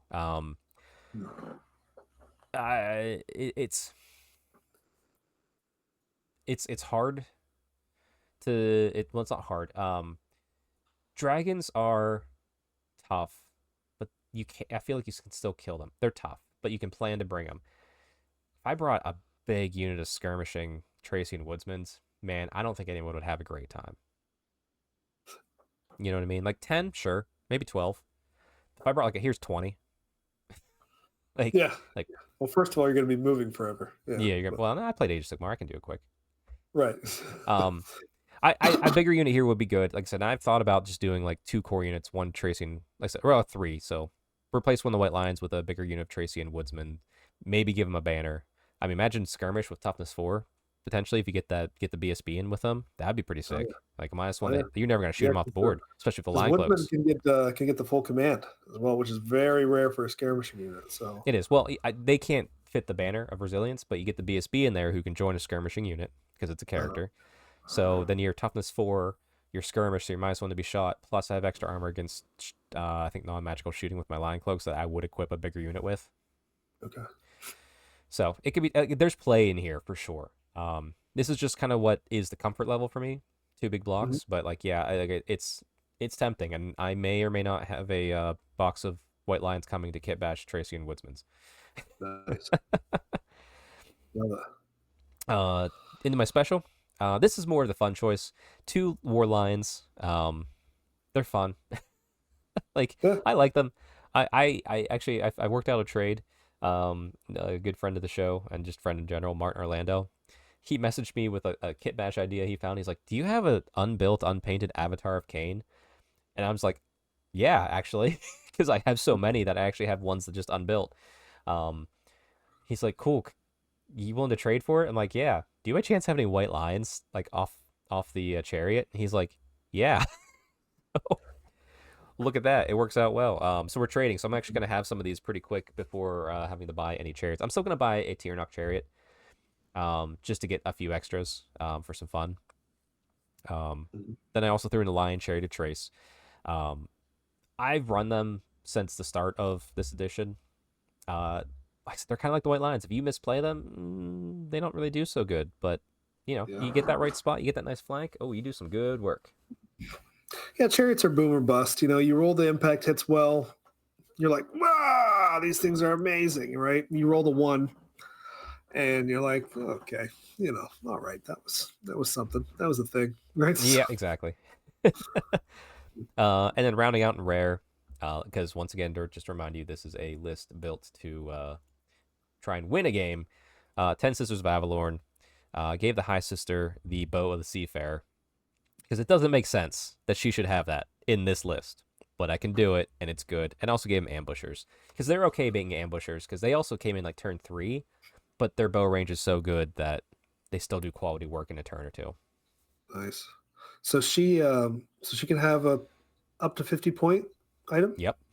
The High Sister Nice. can. Yeah, she's sick. I mean, it makes sense when they're in rare where they should be, as opposed to core. Like I'm real excited to play with the magic items in just my standard list. But yeah, but we'll I guess we'll get there when we get there. Sisters are so good. They're so good. There's a little war line right there cheering me on. Little cat, that's cute. Yeah, so like that's really just the fun thought process of, I think, the 2 armies of infamy that we have here, that you can build these in very different ways and they're still fun and still exciting. Like I see past, like in my list, the one thing that's forgiving is the dragon. But the dragon can do lots of work. Everything else can be misplayed and you can still lose a game. Right. It's just how it's going to be. Well, the dragon is such a threat that the dragon's going to allow you to get into position to charge with the white lines instead of being charged. Unless they have a dragon, which did happen in my first game. Okay. But even then... they still held up okay. They're still high weapon skill. They're not the worst thing. And they're stubborn, right? So they're going to get hit. Maybe a bunch of them get killed. Maybe they don't do much back, but they're not going to go away, right? So then you've got the second unit that's sitting right there that if, you really need to, can just countercharge, right? And even if it's a dragon, you countercharge with those guys. Okay, now we're in business, right? I wish Core Hill had Monster Slayer. It's insane to me that he doesn't. Whatever. I know. Even if it was Core Hill gains Monster Slayer, can choose to drop its attacks characteristic to 1, but gains Monster Slayer every time. Challenge. Let's go. Yeah. I got this. One shot, baby. It's all I need. Yeah.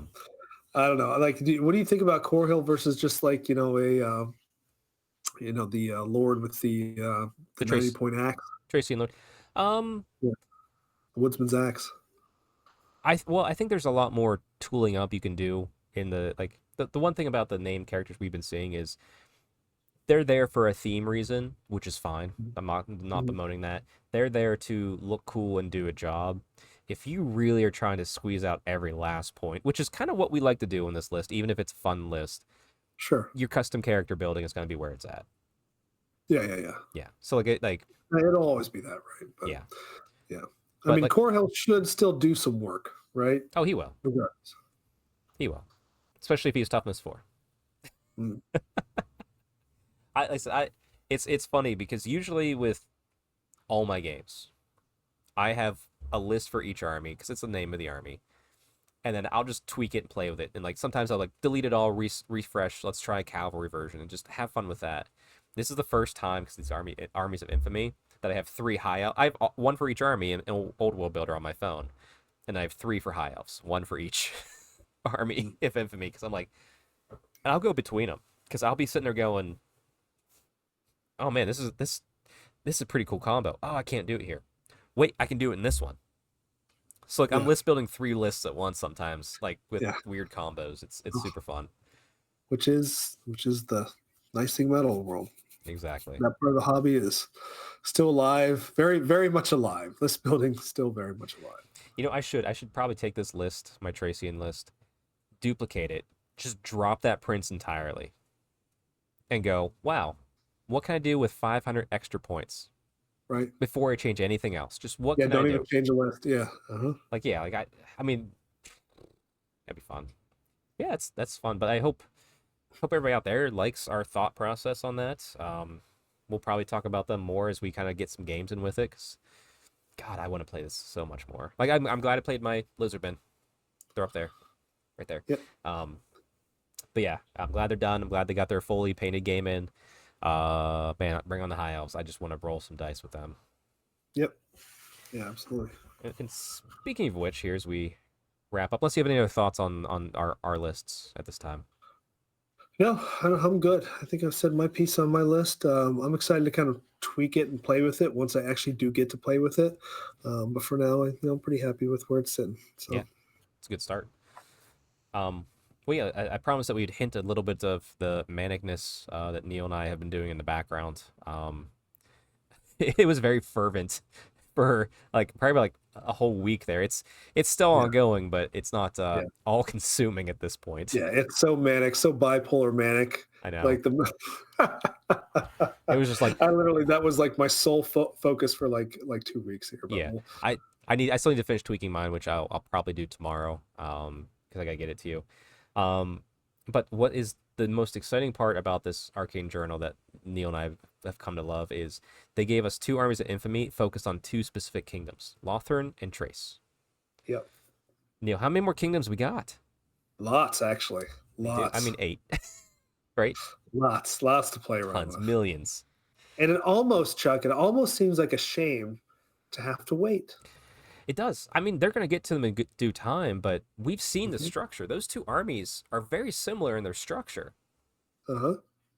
So we've seen a lot of Arcane Journals now. We almost it's almost like we might know, just almost kind of like what the thought process is with some of this stuff. And it might be possible, like if you wanted to do a narrative kind of fan-driven thing where you and your buddies could make up some rules for some new nations, you could probably do that and get away with it, right? Within your own local group, anyway.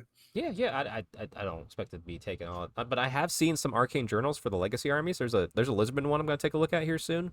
I might do like a little review of that one on the show here for you. But I'd love to. Neil, where's your army based out of? Like narratively, I know we're all in the old world right now. Where's your army based out of? My army is, of course, and always will be, based out of Yvresse. Love it. Well, mine's from Illyrian. Mm-hmm. I'm on the. You're on the outer. I'm on the inner. I like the comfort. I like the safety. I love my planes and my horses. Mm-hmm. I am butted as far up against the old world as you possibly can be. So we're playing in this game. All right. Neil walks out of his manor, his high elven manor, every single day. Takes out his bow and just shoots a shot at the old world. He knows it won't reach, but it's the principle of the thing. His dad did it. His granddad did it. His granddad did it with the same bow, nonetheless. Yep, into the mists. All about spite. So maybe even next week we might be able to do it if we feel comfortable. But Neil and I, just in tandem, started writing our own armies of infamy based upon our favorite kingdoms for our armies. So mine's Illyrian, his is Yvresse. It's real fun because we were nitpicking each other, like calling each other out, like helping each other here. Like I still think you don't like the allies thing I did in mine, but I like it. I'm willing to let you do your thing, man. These are our babies, right? So it is. So it's you can expect that soon. That before that, Neil and I were thinking about like what type of comp would we use if we were going to make our own sort of comp. And I've done it with a Terathi. And to be fair, the more games I played, like Aleks, he loves the core basic magic system. None of us else at the barn like it. We like using the version I made where it's like using the old world system. He's like, "Oh, you just got to map." I can see that though at the barn, right? You know those, that's some diehards up there from some old school. Yeah. Well, it's what's funny because Aleks is like, "Well, you just keep like his mind works more tactfully because he's younger." So he's like, "Oh, you just keep your wizard out of range and do this, this, and this." I'm like, "That's bullshit." Like, yeah. But like, well, I'll play it anyway. It doesn't bother me. But it's just so funny that he's the only one so far that says, "Nah, I like the new way." I'm like, man, you're young. It's that modern thing, I guess. Yeah. So I've been playing around with comp and everything, and I know we've talked about it on the show in the past too. And I have a guy local here. You guys have heard me talk about him, John. And John is a little sad because at his local shop they cannot get people to play Old World right now. And they've got a lot of old heads over there who have enjoyed Old World or fantasy back in the past, right? But there's just some things about the rules that have, I don't know if it's just grinding their gears or whatever, Probably but they grinding don't seem to get a lot of, and they tend to be more competitive players as well. And like I said, like Oh well, if yeah, you're this game's playing this not game competitively, then there are some glaring things that haven't been can addressed be a yet. little bit rough sometimes, right? So and he came up with this compact or things he's looking to do, right? And it's just like I don't know, it's a couple pages long. It's a lot of Yeah. different, like I think it's like 26 line items of things he wants to change, and a lot of them I didn't quite disagree with, right? And so on my first blush, and I'm looking at them like, yeah, this could work or that could work, And what I found as I've been messing around, and I wrote a little compact myself, very much lighter than what that was. Yeah. But I keep finding myself just striking things out that I came up with and just getting rid of it. Yeah. And getting rid of it and getting rid of it to the point where like I think I've settled on like maybe 4 things that I wouldn't mind changing. Something to give a little boost to infantry, Yep. something to tweak magic to allow like um, level 1 and level 2 wizards to kind of share each other's bonuses, right? So that they can kind of cast almost like a level 4. But that only applies to level 1s and level 2s. Like level 3s can't share their bonuses, level 4s can't share their bonuses. That was that kind of thing, right? Yeah. So that was one thought, right? Yep. Yeah. I don't know. Yeah. The other, I like the magic kind of concept you had there. I think the reason I like the mine is just because of the comfort level with it of the dice pool Sure. again. Because it's the Yeah, dice pool still does work within the scope of how you cast magic in this game. You just have to remember right. dice longer. But yeah, I'm kind of with you. Like, yeah, boost infantry would be nice. And just magic just being more about magic versus magic, not am I towing in, towing out, because that's ticky tack BS that I just don't want to deal with in my game. If I'm honest with you, I Sure. don't want to worry Sure. about towing in, towing out, doing all that sort of bullshit. That's not how Yeah. I'm ever gonna really play. And if I'm playing against Yeah. somebody that's doing that, it's like, all right, whatever. If you really want to win, you can have it. I don't care. Like Yeah. that's just more of my mentality around the game. Mhm. Um, But it's like yeah, I know I still like I've been reading online, and I'm on the Reddits and everything, and I'm looking at and I've seen some things popping up like, oh, we can fix infantry by doing this, and it's some like crazy like just complex, give me like an extra rank to I fight don't like in. it doesn't need that Just much. give me a Like whole extra I rank. know it's off right now. I get it. I agree with you guys. Okay, I'd say but like it doesn't need like my thing is just like okay, give spears and give halberds. Like take away first charge from cavalry that charge it. Right. Well, all of a sudden things aren't as terrible now. Right. You take away first charge and I get to keep my ranks. All right, that's a lot of extra combat res just by infantry existing. They're going to get. I say, I And mean, then there's even the other things basics, you can just do. extra fighting extra ranks. If you're infantry fighting something that's not infantry, you get fight extra ranks. If you're horses fighting something that's bigger, like if you go by base size, you know what I mean? Like Right. if your base size is bigger, I get an extra rank of fighting. Done. Yeah, I don't even know that it needs to be that. Like, Yeah, there's just I little rules, like little combat reses and stuff. I don't think the combat res is off too much, no, I don't think right? so either. I like combat res is fine. Like I even had a with the lizardmen, I was charged and I lost. I did I did no wounds, lost 2, and I still won on combat res. Yeah, With a really like small unit, and it's like it was funny. It's like I won because yeah, I have close order.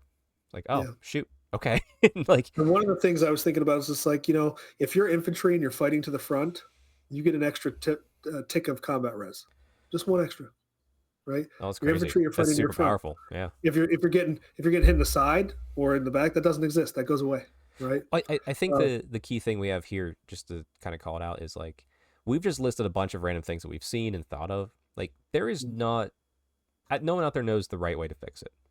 sure. We hope GW would give us a course correction on that, and they still And might. Like everybody wants an official yeah, we all fix. want an official. Yeah, I'm not saying like whatever I'm coming up with is going to be the greatest thing in the world. Like we want the official fix always, right?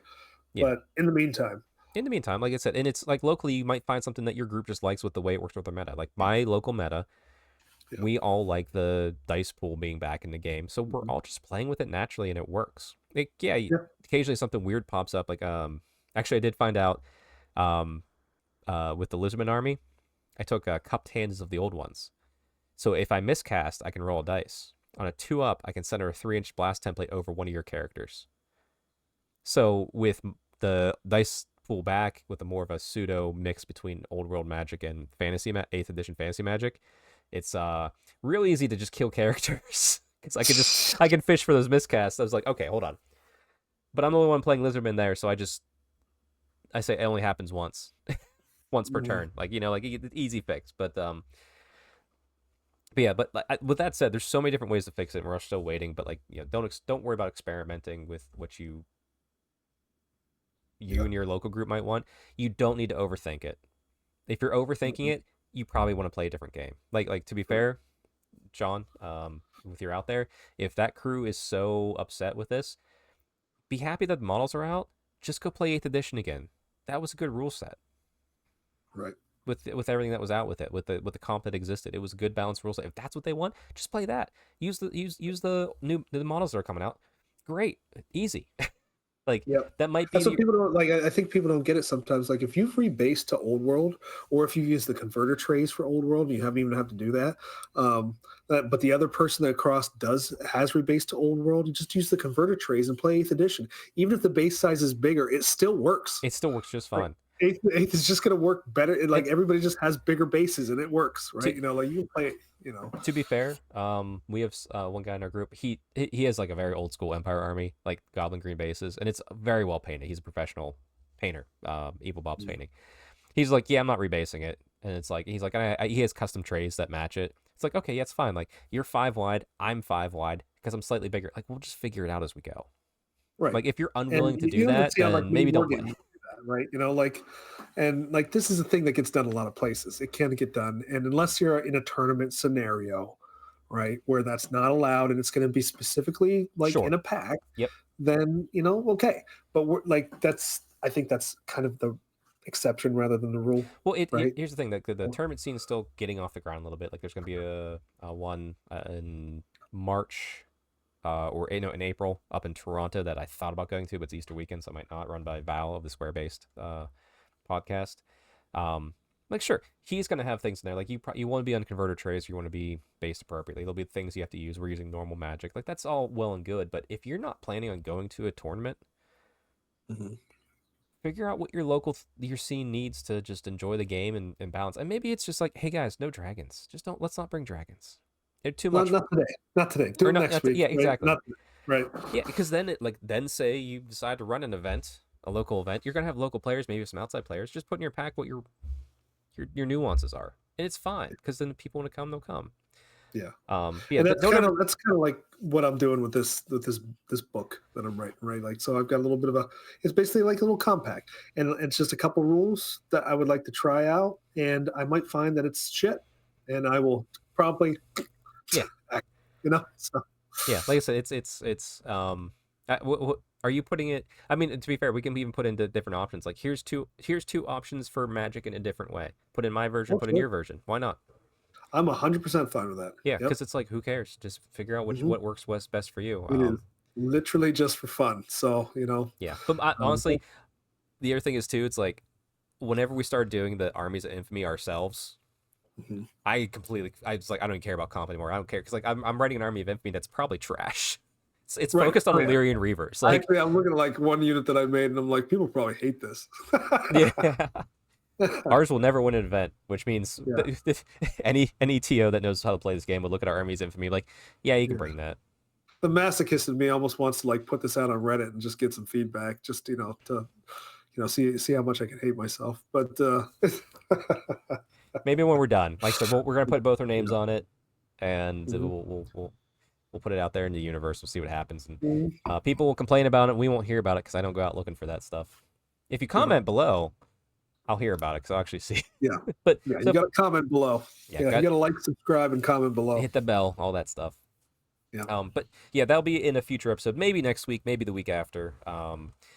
Actually, Neil, I forgot to tell you, and a reminder, everyone in the audience.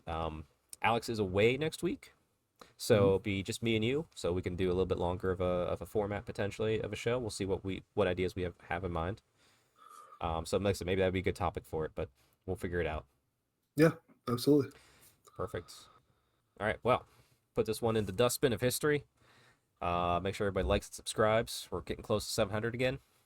We're like 5 away. Get 5 friends. 5 of you. I know all of you. 5 of you out there have mothers. All right. Let's get your mother to subscribe. She doesn't need to watch. Just get her to subscribe. Yeah. Mm-hmm. All right. Okay. Until next time, everybody. Stay Stormcast strong and happy hobbying.